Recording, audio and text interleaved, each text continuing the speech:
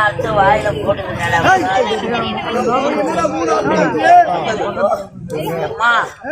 பொண்டாட்டி விட்டாலும் விடுவா என் மாமியாரு கேப்பாளு பொண்டாட்டி விட்டாலும் விடுவாலும் மாமியார் கேப்பா டெய்லி வேற தொட்டு தொட்டு வேற பாப்பா அப்படி என்ற உனக்கு மாமியாருக்கு என்ன வசுவம் கண்ணுமா போலாம்